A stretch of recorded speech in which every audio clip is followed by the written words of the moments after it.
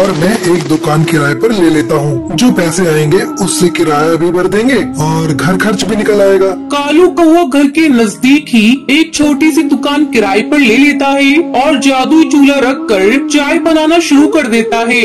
धीरे धीरे कालू की चाय और नाश्ते का ढाबा चल पड़ता है। आने जाने वाले पक्षी कालू के ढाबे पर रुककर चाय पराठे खाया करते थे।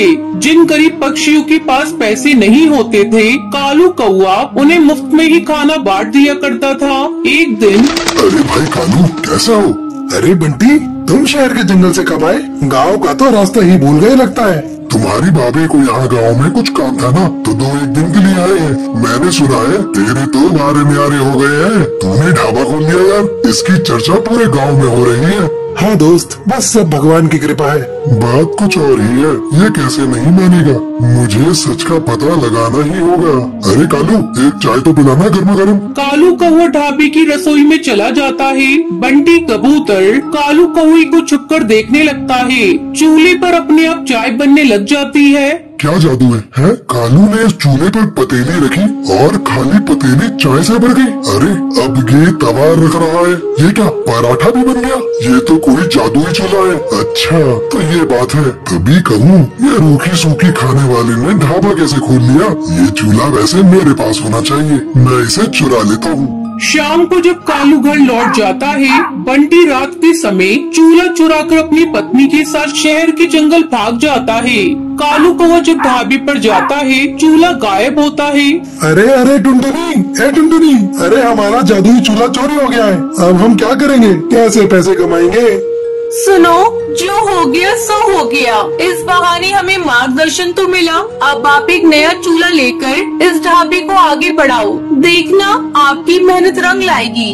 कालू कौवा एक मेहनती पक्षी था, इसलिए उसने फिर से एक नई शुरुआत की। उधर जब बंटी कबूतर अपनी पत्नी के साथ शहर के जंगल में अपने घर पहुंचा। जाओ बबली, एक खाली पतीली ले आओ, अभी तुम्हें इस चूल्हे का जादू दिखाता हूँ। जादुई चूल्हे, मुझे पुलाव चाहिए। चूल्हे पर बर्तन रखकर बंटी ने जैसे ही पुलाव बोला, चूल्हा जलने लगा और पुलाव बनता चला गया। बंटी चूल्हे को फूंक मार मार कर बंद करता रहा, पर वो बंद ही नहीं हो रहा था। अरे ये चावल बनने तो बंद ही नहीं हो रहे, ऐसे तो पूरा कमरा भर जाएगा। हम दोनों चावल के ढेर में दबकर मर जाएंगे। बबली क्या करूँ, कुछ समझ नहीं आ रहा। अब तो एक ही रास्ता है, इस चूल्हे को तोड़ दो। हाँ, मैं इस घटिया चूल्हे को तोड़ देता हूँ। बंटी कबूतर गुस्से में चूल्हे को पटक कर तोड़ देता है। चूल्हे के 2 टुकड़े हो जाते हैं और जादू खत्म हो जाता है। चूल्हे की जगह मिट्टी का ढेर पड़ा रह जाता है और कालू कौवे को जादुई चूल्हे की मदद से काम मिल जाता है और वो मेहनत से पैसे कमाने लगता है। जबकि बंटी के हाथ में आकर जादुई चूल्हा मिट्टी हो जाता है। किस्मत भी उनका ही साथ देती है, जो ईमानदार और नेक दिल होते हैं। चोर और मक्कार पक्षियों के हाथ सदा ही खाली रह जाते हैं। सर्फ ले लो सर्फ, सस्ते में सर्फ। सर्फ ले लो सर्फ, सस्ते में सर्फ।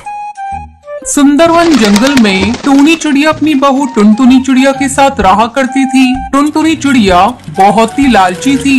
एक दिन बंटी कबूतर घर आता है और अपनी माँ टूनी चिड़िया से पूछता है, माँ टुनटुनी चिड़िया कहाँ है? कहीं दिखाई नहीं दे रही है। बेटा तुझे तो पता है, शहर में कहीं भी सेल लगती है, टुनटुनी चिड़िया पहले जाती है। तेरे ऑफिस जाने के बाद से ही वो शहर के जंगल गई है।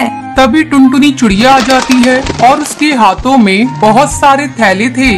माँ जी ये देखिए, आज मैंने बहुत सारी शॉपिंग की है। सेल में बहुत ही सस्ती साड़ियाँ मिल रही थी। इस